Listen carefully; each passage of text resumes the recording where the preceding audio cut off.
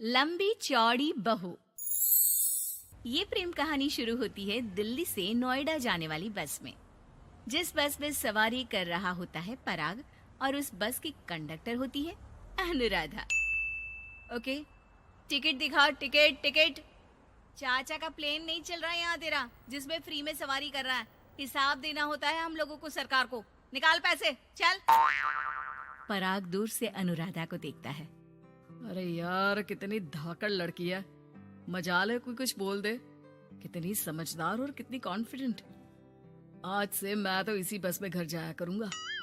अब क्या था, भले पराग को घर जाने के लिए 10 बस छोड़नी पड़े, भले 20 किलोमीटर की यात्रा खड़े होकर पूरी करनी पड़े, लेकिन आने जाने का सिलसिला वो अनु की बस पर ही करता।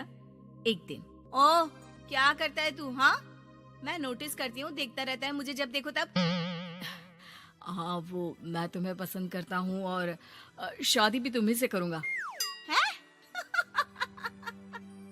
वाह जी वाह, तू ना कोई प्रधानमंत्री हो गया कि आज से 500 की नोट बंद और नोट बंद। नाजीना, इतनी तो नहीं चलती, लेकिन हाँ, तुम्हें प्यार करता हूँ। तुम्हें कोई प्रॉब्लम नहीं होने दूंगा, ये वादा करता हूँ। हाइट देखिए अपनी। मेरे लिए कोई ऐसा लड़का चाहिए जो मेरी तरह लंबा चौड़ा हो। अरे जोड़ी भी तभी अच्छी लगती है। जरूरी नहीं है, जो आपको खुश रखे, आपकी इमोशंस को समझे और आपसे बहुत सारा प्यार करे, जोड़ी तो उसी के साथ अच्छी लगती है। फिर क्या था, हीरोइन को हीरो से प्यार हो जाता है और दोनों शादी कर लेते हैं। शादी के बाद देख, अब तो इस घर की बहू है। अगर समझ गई है तो ये कंडक्टर वाली ड्रेस पहनकर घर से निकलने की जरूरत नहीं है। पराग अच्छा कमाता है तो तेरी नौकरी की भी जरूरत नहीं है हम लोगों को। अरे कैसी बात कर रही है माँ जी? यूँ कोई सरकारी नौकरी छोड़ता है क्या? और जब मेरी नौकरी लगी थी, मेरी अम्मा कितनी खुश हुई थी पता है? मैं तो नौकरी करूंगी। अरे नौकरी करेगी तो डंडे से मारूंगी, और हाँ, जो निकली घर से बाहर ना तो हाथ पैर तोड़ दूंगी और घर से बाहर निकाल दूंगी, देख लेना। अनु को समझ में नहीं आता कि वो सास को कैसे समझाए कि सरकारी नौकरी लगना आसान बात नहीं होती और उसने इस नौकरी को पाने के लिए कितनी हार्ड वर्क की थी। रात को अनु पराग से बात करती है। देखो पराग, मैं नौकरी करना चाहती हूँ। मुझे नहीं पता था कि तुम्हारी माँ को मेरी नौकरी से प्रॉब्लम होगी, वरना। ऐसी बात नहीं है, मैं माँ को समझाता हूँ। अगले रोज, देखो माँ, महंगाई का जमाना है और मेरी प्राइवेट नौकरी है। आज है कल का पता नहीं। वैसे भी अनु की सैलरी मेरी सैलरी के बराबर है। अगर ये भी नौकरी करेगी तो हम लोगों को जिंदगी जीने में आसान हो जाएगी ना। सास को बेटे की बात समझ में आती है और वो अनु की नौकरी के लिए मान जाती है। अगले रोज, बेटा, बहू, तुम लोगों को लेकर मुझे कुल देवी के दर्शन के लिए जाना है, तो रविवार को दोनों सुबह ही तैयार हो जाना। अगले रोज दोनों तैयार हो जाते हैं और कुल देवी के मंदिर पहुंच जाते हैं। क्या संतोषी बहन, ये कैसे? अरे कोई पहलवानी लड़ानी थी क्या, जो इतनी लंबी चौड़ी बहू ले आई? अब क्या बताए पंडित जी, जो बेटे ने पसंद किया हमने उसे हाँ कर दी। अब बेटा जाने और उसका परिवार। और ये तो बस कंडक्टर की नौकरी करती है, इंटरस्टेट। और सच्ची? वाह वाह वाह, यह तो बड़ी बात है संतोषी। तुम तो किस्मत वाली निकली जो सरकारी नौकरी की बहू ले आई। यह तो वही बात हो गई कि घी के लड्डू का कोई शेप थोड़ी ना देखता है तो घी का लड्डू ही।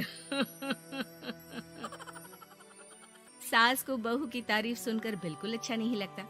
वो जल्दी से पूजा पाठ करवा कर उन लोगों को घर ले आती है।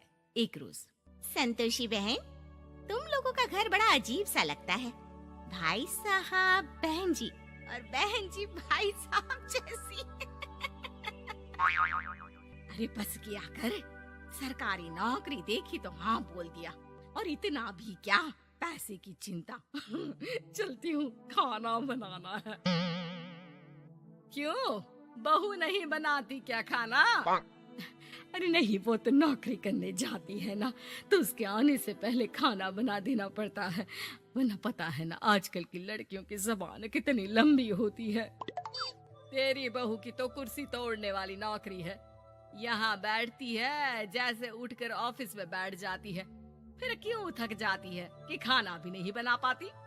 मेरी बहू भले कंडक्टर है, लंबी चौड़ी, लेकिन बता रही हूँ सारा दिन सवारी से मत्था पच्ची करती है। लेकिन मजाल है, शादी के बाद एक दिन भी मुझे किचन में जाने दिया हो ना जी ना। दोनों पड़ोसन वहां से चली जाती है। सास बाजार जाती है और एक ट्रेड मशीन ले आती है। अरे माँ जी, इस उम्र में आप घर पर जिम खोलेंगी? अरे तेरे लिए लाई हूँ, रोज चलाकर 2 घंटे इस पर पतली हो जाएगी। और खाना कम खाया कर, जब देखो बकरी की तरह मुंह चलता रहता है तेरा। वाह जी वाह, एक ही तो शौक है खाना खाने का, वो भी रोक दो। हाँ, लेकिन सास तो सास थी। बहू के खाने से लेकर एक्सरसाइज सबका हिसाब किताब रखने लगती है। अरे मैं मोहल्ले वालों को बताकर रहूंगी कि मेरी बहू भी शिल्पा शेट्टी की तरह पतली हो सकती है। वही बहू बस में जब सवारी का टिकट काट रही होती है, उसे चक्कर आ जाता है और वो गिर जाती है। सवारी हैरान परेशान हो जाती है और ड्राइवर को वहाँ बुलाती है। अरे शहर नहीं थी हमारे कंडक्टर साहिबा, लेकिन जब से शादी हुई है बकरी बन गई है। सास को तो बस इनके खाने की ही लगी रहती है। ड्राइवर बस में बिठाकर बहू को घर छोड़ आता है और सास को कहता है, अरे पता है आपकी बहू कितनी धाकड़ है, किसी को बात करने से पहले 4 बार सोचना पड़ता है कि बोले या ना बोले, कहीं झापड़ ना पड़ जाए। और आप है कि इन्हें बकरी बनाने में लगी है। अरे चुप, निकल यहाँ से। मेरी बहू है, मैं इसे बकरी बनाऊं या फिर गीदड़, तुम्हें क्या पता लोग कैसा है। बोलो, मुझे कैसा लगता होगा। अरे काम तो काम होता है माँ जी, वो छोटा या बड़ा नहीं होता। खैर जैसी आपकी मर्जी, चलता हूँ मैं, नमस्ते। ड्राइवर वहाँ से चला जाता है। बहू ठीक हो जाती है। एक बार आधी रात को कोई संतोषी का दरवाजा खटखटाता है। अरे इतनी रात में कौन आ गया? मेरा घर है, कोई पुलिस स्टेशन की घंटी नहीं जो बजाए जा रहे हो। खोल रही हो दरवाजा। जैसे ही दरवाजा खुलता है, सामने वही पड़ोसन खड़ी होती है जो अनु की कुछ दिन पहले बुराई कर रही थी। मेरी बहू के पेट में दर्द हो रहा है, उसे जल्दी अस्पताल पहुंचाना जरूरी है। हाँ तो पहुँचाओ, और जल्दी लड्डू के साथ खुशखबरी भी सुना देना। हाँ, काहे हमारा दरवाजा पीट रही हो? अरे सुनो तो, अपनी बहू से कहो ना कि सरकारी बस को थोड़ी देर के लिए दरवाजे बुला ले। क्या है ना, कोई साधन नहीं है अस्पताल ले जाने के लिए। सास अनु को कहती है और अनु बस को बुलाकर पड़ोस वालों की मदद करती है, जिसके बाद पूरे मोहल्ले में अनु की तारीफ होने लगती है। सच में लंबी चौड़ी बहू के साथ साथ लंबा चौड़ा दिल भी है बहू का।